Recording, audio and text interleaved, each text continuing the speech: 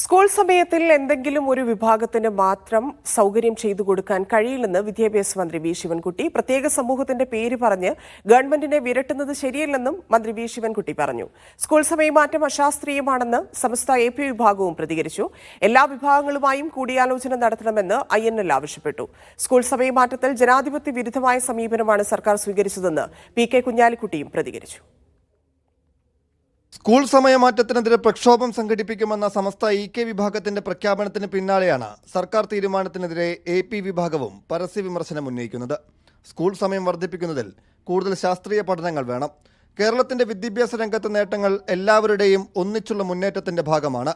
വിമർശനങ്ങൾ ഉയരുമ്പോൾ വിഭാഗീയത കാണുന്നത് അംഗീകരിക്കാനാവില്ല തുടങ്ങിയ വിമർശനങ്ങളാണ് മലപ്പുറം മഅ്ദിൻ ക്യാമ്പസിൽ ചേർന്ന കേരള മുസ്ലിം ജമാഅത്ത് നേതൃയോഗത്തിലുണ്ടായത്.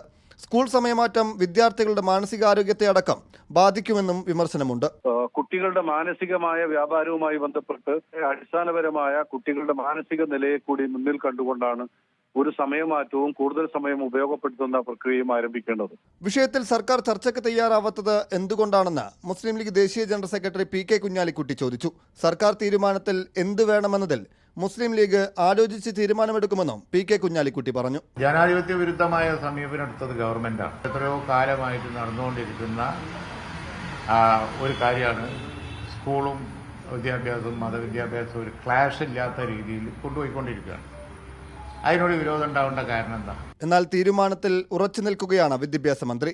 ഏതെങ്കിലും ഒരു വിഭാഗത്തിന്റെ ആവശ്യം അംഗീകരിക്കാനാകില്ലെന്നുമാണ് മന്ത്രിയുടെ പ്രതികരണം. ഇപ്പോൾ ഈ സമയം മാറ്റണമെന്ന് ആഗ്രഹിക്കുന്നവർ ചെയ്യേണ്ടത് അവരുടെ ആവശ്യത്തിന് വേണ്ടി അവരെന്തെങ്കിലും ആവശ്യം ഉണ്ടാവുമല്ലോ, ആവശ്യത്തിന് വേണ്ടി സമയം അവരത് ക്രമീകരിക്കുന്നതായിരിക്കും നല്ലത്.